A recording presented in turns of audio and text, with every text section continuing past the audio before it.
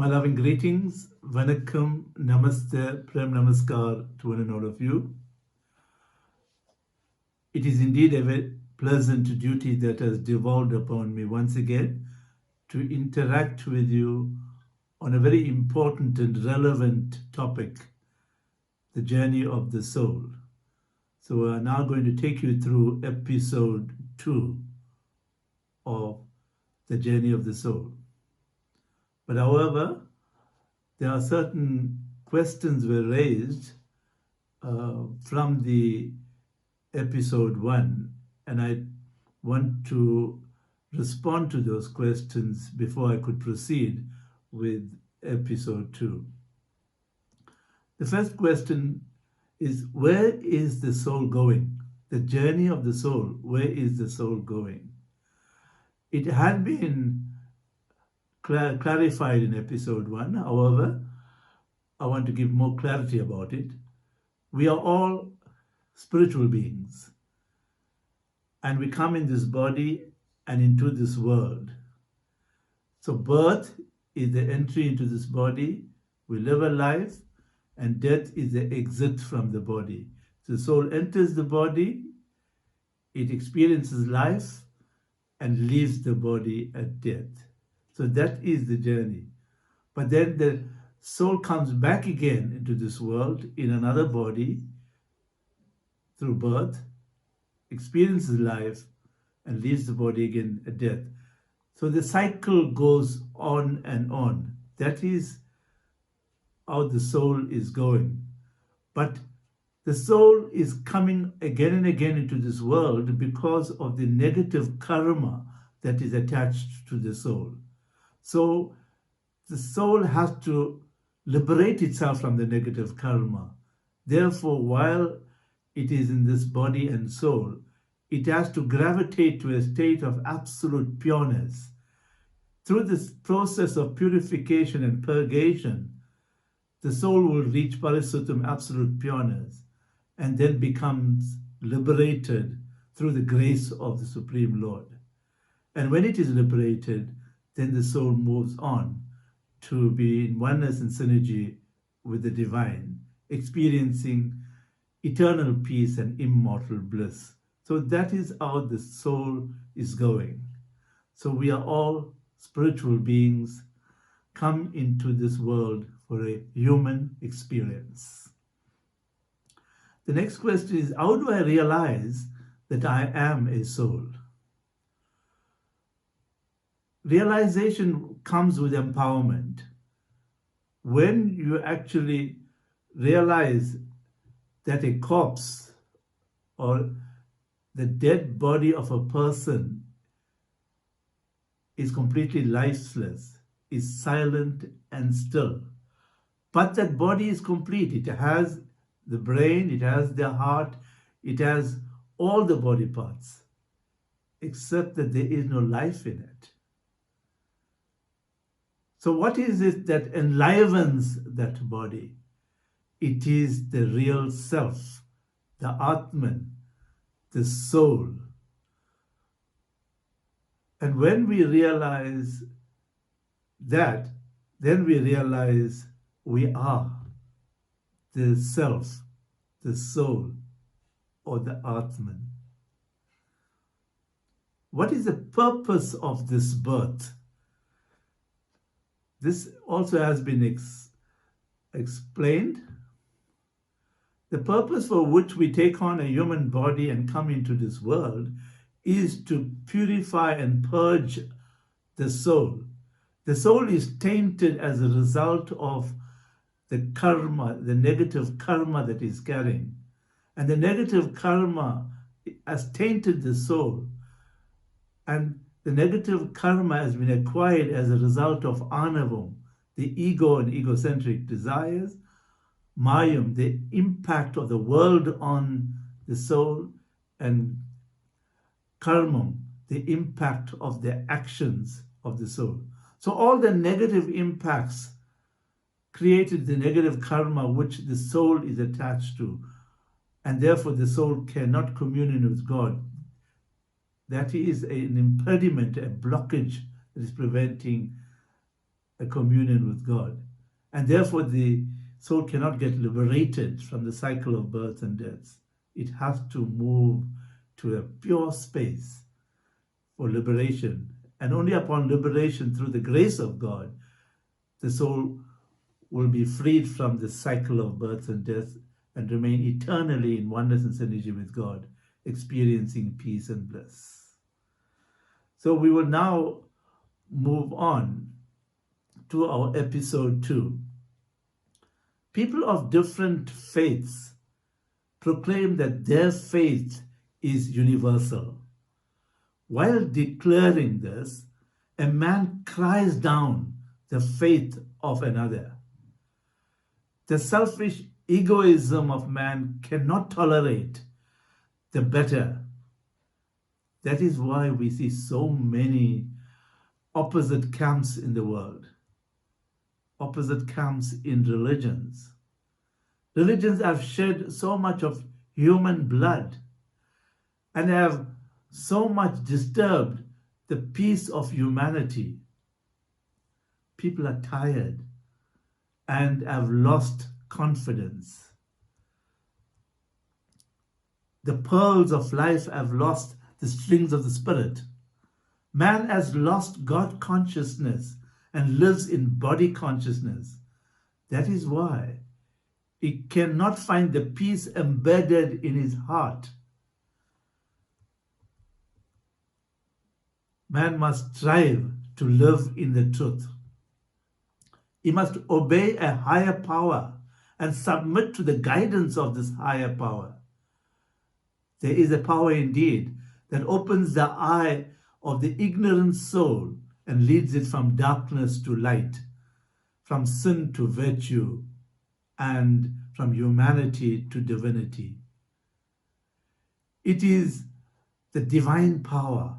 It is the manifesting force of the divine, the rays of his supreme light. The power of Shakti is the conscious force in everything, right from the inert stone to the thinking man. The power of Shakti is pervasive. Existence in this world is a progressive evolution of consciousness, which sleeps in the stone, it feels in the plant, it senses in the animal, and it thinks in man. The soul of man has to pass from bondage to freedom, from falsehood to truth, and from ignorance to knowledge. The jiva, in short, has to attain Shiva by a steady process of evolution. That is the goal. As soul beings, we have to move step by step in our evolutionary process to Shivahood. We have to reach the summit of our evolution to get there. We have to purify our souls and unite with God like fragrance in flowers, salt in water, fire in red-hot iron, and juice in the fruit.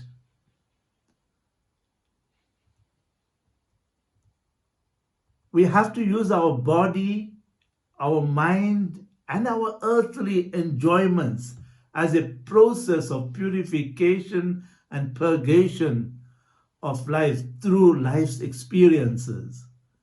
We have to purify our ego-laden soul.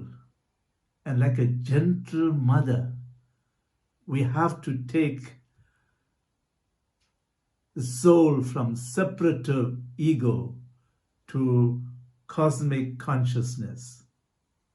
It begins with moral discipline, worship, and disinterested service. We need to traverse the field of yoga and rise to the height of knowledge where the jiva attains Siva. Nanda the Arijan, Kanapa Nayanar the hunter, Nilakanta the potter, Karikala Mayar the Vaisya saint, Samandar the Brahman, and Manikavasagar the minister.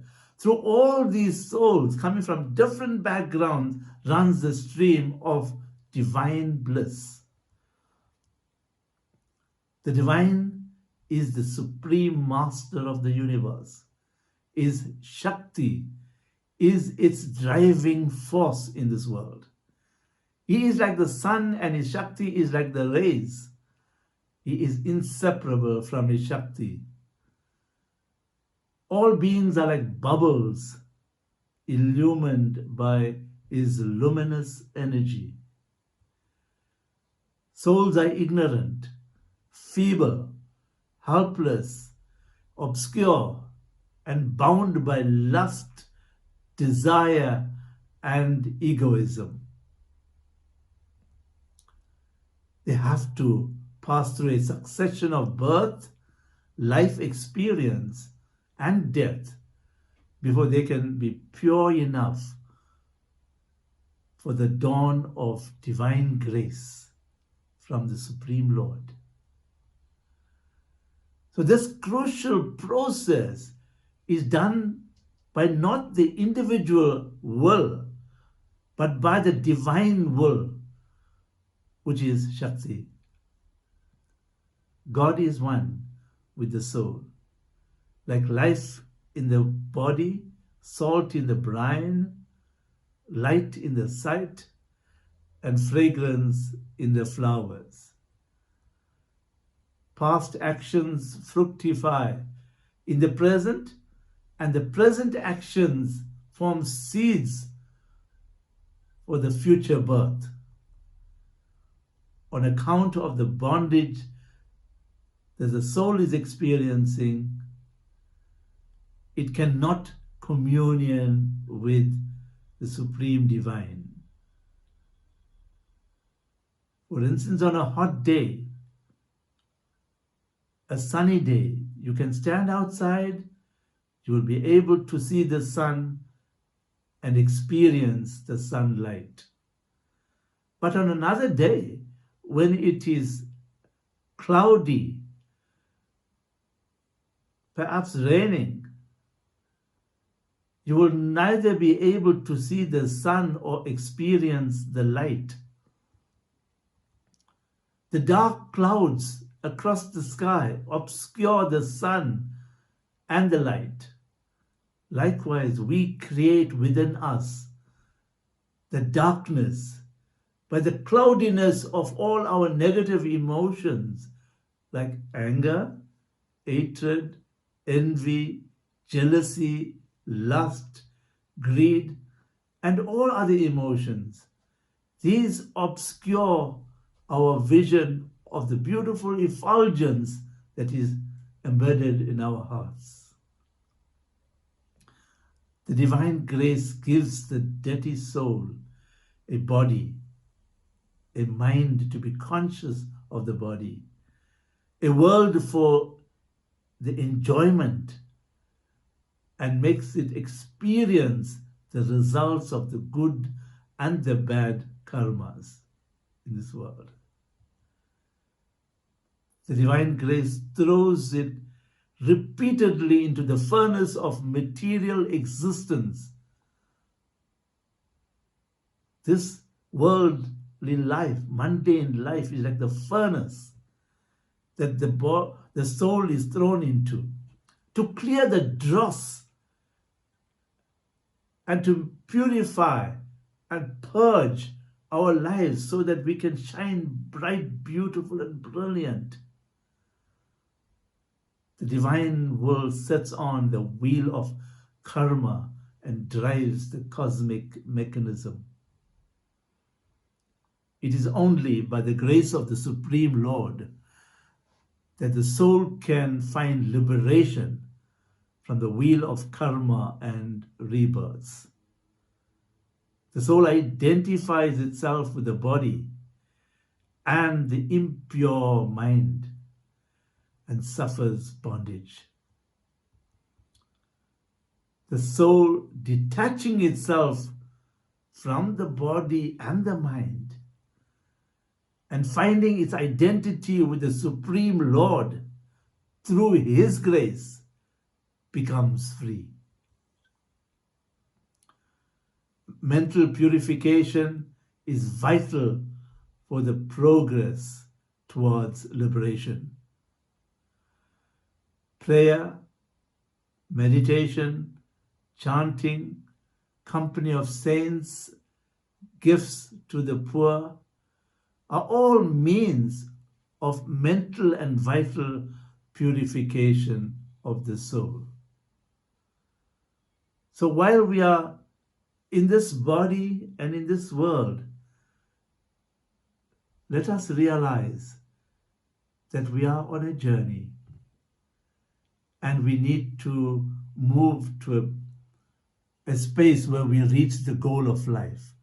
The goal of life is the purification and the purgation of our souls, so that through the experience of purification and purgation, through reaching the goal of absolute pureness of parisuttam, we will be liberated from the cycle of births and deaths and be eternally in oneness and synergy with God, where we will experience immortal peace and bliss. So while we live in this world, let us be conscious of this journey. So I take this opportunity of invoking the blessings and the grace of your divine upon all of you, that you will be conscious of the journey. So everything that you do in the experience of life, you will do it in the hope and with a powerful intent to reach that goal. God bless you. God be with you. Vanakkam.